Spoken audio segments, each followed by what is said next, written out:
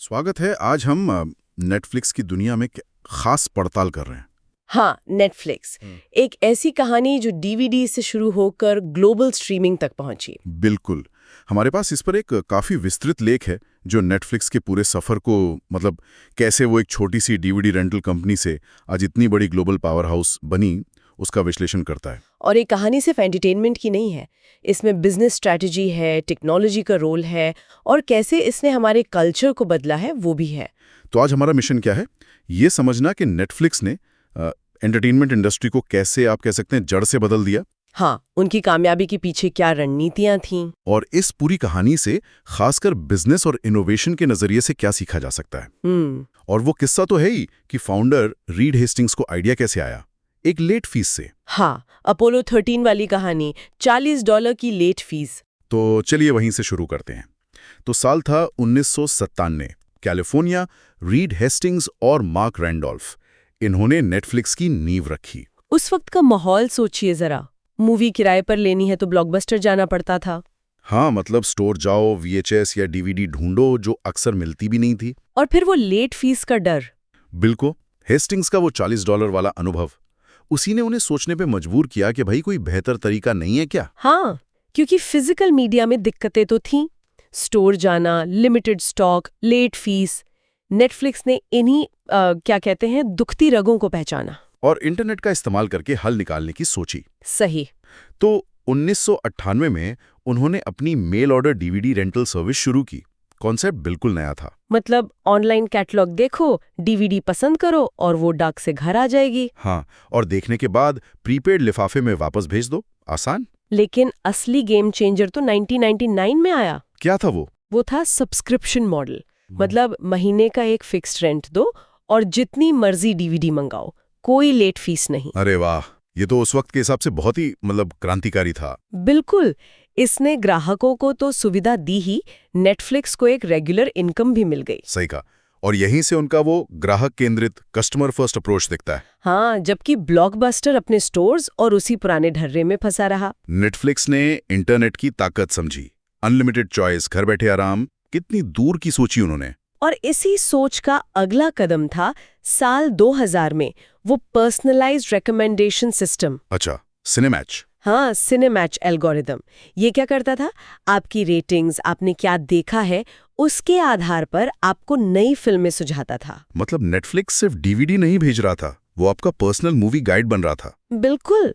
और ये फीचर तो बाद में नेटफ्लिक्स की पहचान बन गया। सोचिए उस वक्त के लिए कितना नया था ये। वाकई। तो ये शुरुआती साल थे, फोकस के ग्राहक पर फोकस, टेक्नोलॉजी पर फोकस। इसी ने उन्हें ब्लॉकबस्टर जैसे बड़े नाम के सामने खड़ा कर दिया। और फिर आगे निकलने में भी मदद की नींव बहुत मजबूत डाली थी उन्होंने। तो डीवीडी रेंटल में तो नेटफ्लिक्स का दबदबा हो गया। लेकिन कहानी यहाँ रुकी नहीं। नहीं, बिल्कुल नहीं। मध्य 2000 के दशक में ना एक नई हवा चल रही थी, डिजिटल डिस्ट्रीब्यूशन की। हाँ, हाई स्पीड इंटरनेट आने लगा था, वीडियो कंप्रेशन टेक्नोलॉजी बेहतर हो रही थी। मतलब वीडियो फाइल्स को छोटा बनाना आसान हो रहा था। सही। और नेटफ्लिक्स ने उस बदलाव को वक्त रहते पहचान लिया। ये बहुत जरूरी था। हाँ, ये उनकी दूरदर्शिता थी। वो चाहते तो डीवीडी वाले बिजनेस में ही मस्त रह सकते थे, पैसा तो आ ही रहा था। बिल्कुल, वो उस वक्त काफी मुनाफे में थे। लेकिन उन्होंने भविष्य देखा। उन्हें पता था कि ये डिस्क वाला जमाना हमेशा नहीं रहेगा। और फिर आया 2007, वो साल जब उन्होंने सब कुछ बदल दिया, अपनी स्ट्रीमिंग सर्विस लॉन्च की। अचानक से आप कंप्यूटर पर ही फिल्में और टीवी शो देख सकते थे, तुरंत। कोई डाक का इंतजार नहीं, कुछ नहीं। लेकिन ये आसान तो नहीं रहा होगा, रिस्क तो था इसमें। अरे, बहुत बड़ा जोखिम था। एक तो स्ट्रीमिंग मार्केट एकदम नया था। मतलब कौन जानता था कि ये चलेगा या नहीं। और कंपटीशन भी तो था, हुलू, यूट्यूब। हाँ, और केबल कंपनियां भी थीं। और सबसे बड़ी चुनौती थी कंटेंट लाना। स्टूडियोज और टीवी नेटवर्क वाले अपना कंटेंट ऑनलाइन क्यों देंगे? उन्हें डर था कि उनकी डीवीडी बिक्री कम हो जाएगी, टीवी रेटिंग गिर जाएगी। बिल्कुल। तो नेटफ्लिक्स ने उन्हें मनाया कैसे? पैसा, बहुत सारा पैसा। उन्होंने लाइसेंसिंग डील्स पर अरबों डॉलर खर्च किए। अच्छा। शुरुआत में लाइब्रेरी छोटी थी, ज्यादातर पुरानी फिल्में थीं, लेकिन वो लगातार कंटेंट जोड़ते गए। और साथ ही उन्होंने एक और बहुत स्मार्ट काम किया। क्या? उन्होंने नेटफ्लिक्स को हर डिवाइस पर अवेलेबल कराया।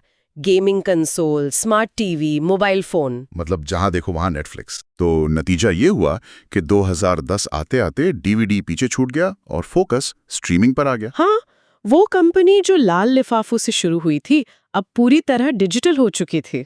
अमेरिका में तो वो छा गए, फिर उनकी नजरें दुनिया पर गईं। 2010 में कनाडा, 2011 में लैटिन अमेरिका, 2012 में यूरोप, और ये सिलसिला चलता रहा। हाँ 2025 तक तो 190 से ज्यादा देशों में पहुंच गए। ये कमाल है। और सिर्फ पहुंचे ही नहीं, उन्होंने लोकल ऑडियंस का भी ध्यान रखा। अच्छा, वो कैसे? मतलब हर देश के हिसाब से कंटेंट को ढाला, लोकल भाषा में फिल्में, शोज, सबटाइटल्स, डबिंग। हाँ, ग्लोबल सोचो, लोकल काम करो। बिल्कुल। तभी तो मध्य 2025 तक दुनिया भर में 300 मिलियन से ज्यादा पेड सब्सक्राइबर्स हो गए। ये ग्लोबल अपील दिखाता है। लेकिन मेरे हिसाब से असली गेम चेंजर तब आया जब उन्होंने सिर्फ कंटेंट दिखाना नहीं, बनाना शुरू किया। ओ हाँ, 2013 हाउस ऑफ कार्ड्स। क्या कमाल का शो था, और वो भी अपनी पहली ओरिजिनल सीरीज। बहुत बड़ा दाव था वो। केविन स्पेसी, रॉबिन राइट जैसे बड़े स्टार्स, डेविड फिंचर जैसे डायरेक्टर। और सबसे बड़ी बात, पूरा सीजन एक साथ। हाँ, टीवी इंडस्ट्री हिल गई थी। इसने बिंज वॉचिंग का कल्चर शुरू किया, मतलब एक के बाद एक एपिसोड देखते जाओ। तो हाउस ऑफ कार्ड्स की सफलता ने क्या साबित किया? उसने ये दिखाया कि नेटफ्लिक्स अब सिर्फ एक डिस्ट्रीब्यूटर नहीं है, वो खुद प्रीमियम कंटेंट बना सकता है, हॉलीवुड को टक्कर दे सकता है। इससे उनकी बार्गेनिंग पावर बढ़ गई होगी स्टूडियोज के साथ। बहुत ज्यादा। अब वो लाइसेंसिंग के लिए उतने मोहताज नहीं रहे, और फिर तो ओरिजिनल कंटेंट में जैसे पैसों की बारिश कर दी उन्होंने। अरबों डॉलर लगा दिए। और क्या क्या नहीं बनाया, stranger things, the crown, squid game. Squid game एक कोरियन शो और पूरी दुनिया में हिट हो गया। ये दिखाता है ओरिजिनल कंटेंट की ताकत। हाँ, इन शोज ने सिर्फ अवार्ड्स नहीं जीते, सब्सक्राइबर भी खूब बटोरे।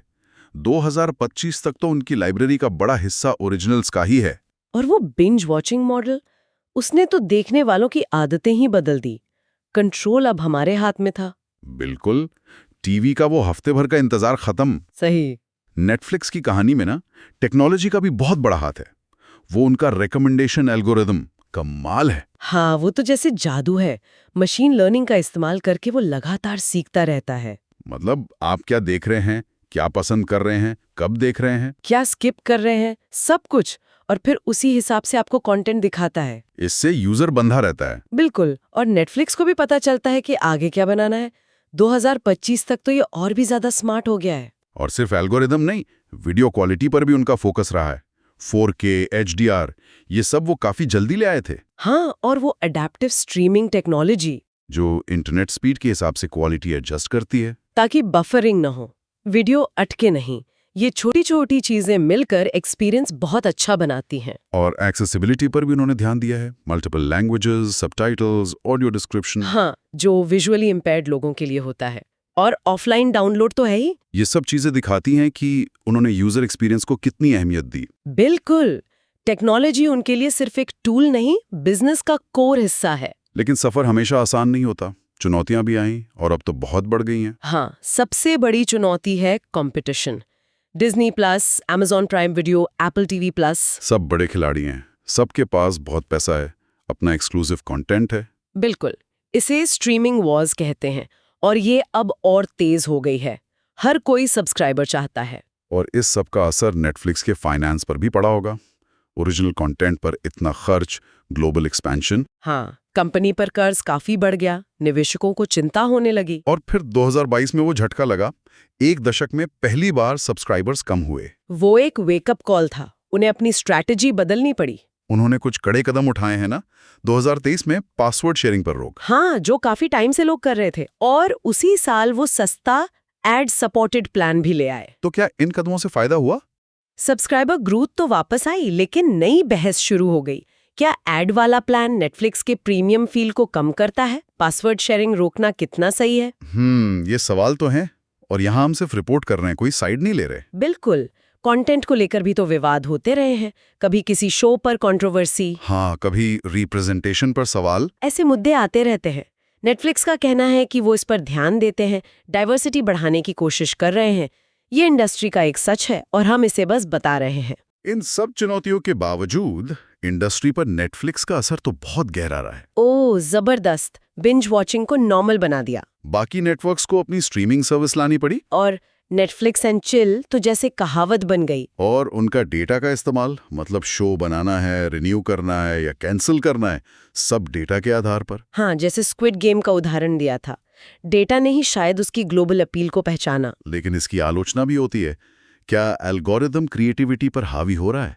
क्या रिस्की आइडियाज को मौका नहीं मिल रहा? ये एक वैलिड डिबेट है, क्रिएटिविटी वर्सेस डेटा। आर्थिक असर देखें तो नौकरियां बहुत पैदा हुई हैं। हाँ, प्रोडक्शन, टेक, मार्केटिंग में और लोकल इंडस्ट्रीज को भी फायदा हुआ है। बिल्कुल, जैसे भारत में, कोरिया में, नाइजीरिया में, वहाँ ओरिजिनल कंटेंट बनने से लोकल टैलेंट को काम मिला है। लेकिन एक डर ये भी है कि कहीं ये बड़ी स्ट्रीमिंग कंपनियां इतनी हावी ना हो जाएं कि छोटे प्लेयर्स खत्म हो जाएं। Market consolidation. हाँ, ये चिंता भी है। अगर कोई बिजनेस का छात्र ये सब सुन रहा हो तो उनके लिए खास टेकअवे क्या होंगे? अरे, नेटफ्लिक्स तो एमबीए के लिए परफेक्ट केस स्टडी है।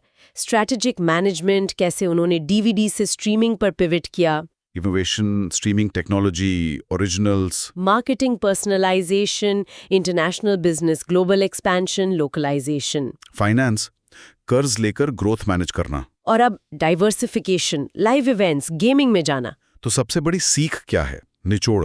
मेरे ख्याल से सबसे बड़ी सीख है अडेप्टेबिलिटी, बदलते वक्त के साथ बदलना। और दूरदर्शिता, विजन। हाँ, भविष्य को देखना और उस पर दांव लगाना, और हमेशा कस्टमर को सेंटर में रखना। और कंपटीशन को समझते हुए लगातार कुछ नया करते रहना। बिल्कुल, नेटफ्लिक्स ने ये सब किया है, मुश्किलों के बावजूद। और आगे क्या?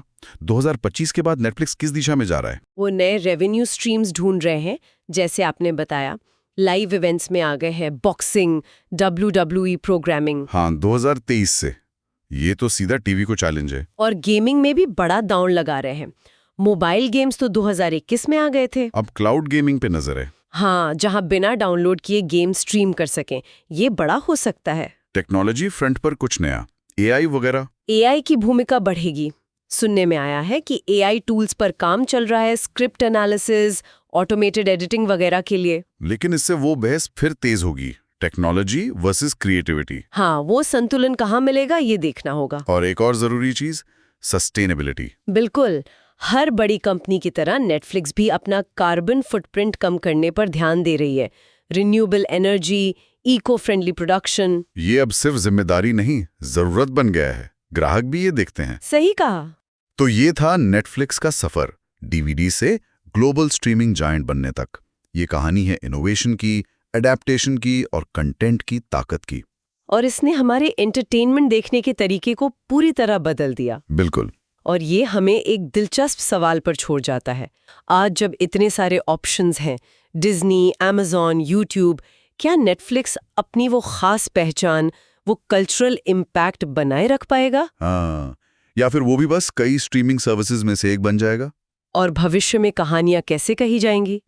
एल्गोरिदम और इंसानी क्रिएटिविटी के बीच वो सही बैलेंस क्या होगा? ये सोचने वाले सवाल हैं, वाकई। चलिए आज की इस गहरी बातचीत को यहीं रोकते हैं। उम्मीद है नेटफ्लिक्स के इस सफर की ये पड़ताल सबको जानकारी भरी और दिलचस्प लगी होगी। हाँ, उम्मीद तो यही है।